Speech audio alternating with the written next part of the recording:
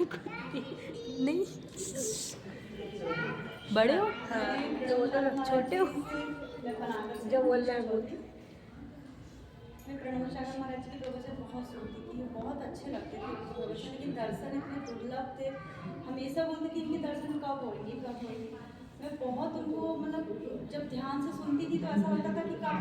तो फिर कुंडलपुर में जैसे उनके दर्शन हुए तो मैंने महाराज जी को नमस्कार किया। मैंने बोला महाराज जी पनागर में आपको चौमासा करना है, तो महाराज जी बोले हाँ आशीर्वाद आशीर्वाद। महाराज जी तो कुछ बोलते ही नहीं, आप आशीर्वाद देते। इत्तेफाक से जैसे ही पनागर का सुना मैंने कि महाराज जी पनागर में चौमासा हो रहा है, इतनी खुशी हुई मुझे। चलो कम से कम भी आहार दान का मौका मुझे मिलेगा।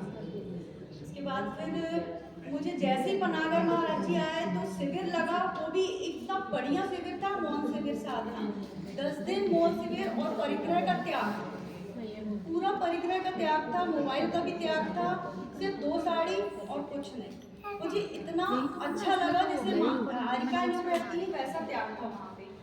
तो वो शासन हम लोगों को ये सीखा हम लोग ने कि धर्म क्या है, वास्तविक धर्म क्या है।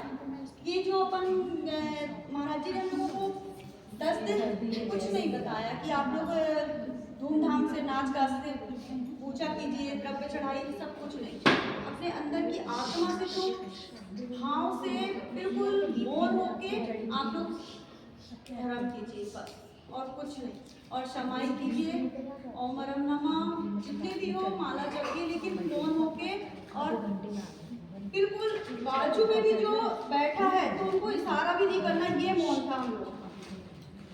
ये मौन व्रत था हम लोगों का कि अगर आप कोई बाजू में भी बैठा तो इशारा नहीं करना।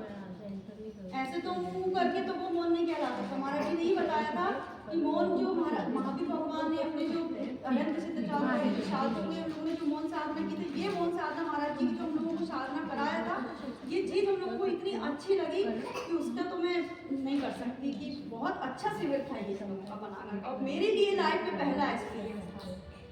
और हम लोगों को ऐसे सपने भी उस समय इतने भगवान इतने अच्छे से महाराज जी उनको ऐसे आशीर्वाद देते थे कि, और समय भी देते थे हम लोगों को। वहाँ से प्रवचन करके आते थे, फिर यहाँ हम लोगों को समय देते थे।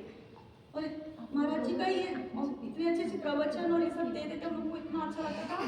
उसके बाद फिर महाराज जी ने मेरा 10 उपवास चलता था उस समय, मौन शिविर भी करी और वहाँ मैंने 10 उपवास किया था। महाराज जी का पूरा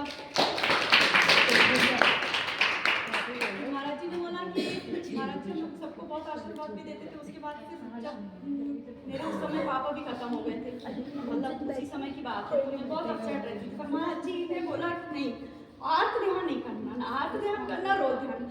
महाराज जी का मुझे इतना सपोर्ट मिला उसी समय पर। महाराज जी ने बोला इसको टीटीसी करा, तो हमसे बोला कि नहीं तुम, और टीटीसी में इतना बिजी हो गई कि मैं सब, मतलब ये चीज़ मुझे बहुत अच्छा लगा कि अब जीवन में सबको जाना है, कोई वो नहीं है।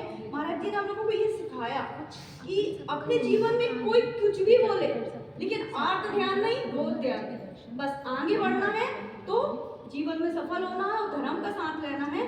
तो किसी कोई कुछ भी बोले, अपन को आगे बढ़ना है तो पॉजिटिव एनर्जी लाओ और अपने कैरेक्टर को ध्यान में रखते हुए मैंने बच्चों को भी यही शिक्षा दी, character is wonder of good habits. अगर आपका कैरेक्टर अच्छा है, दुनिया में चले जाओ, कोई कुछ नहीं कह सकता। तो महाराज जी का मेरा बहुत साथ रहा और बहुत आशीर्वाद, और मैं महाराज जी से अरहर ध्यान से जुड़ गई।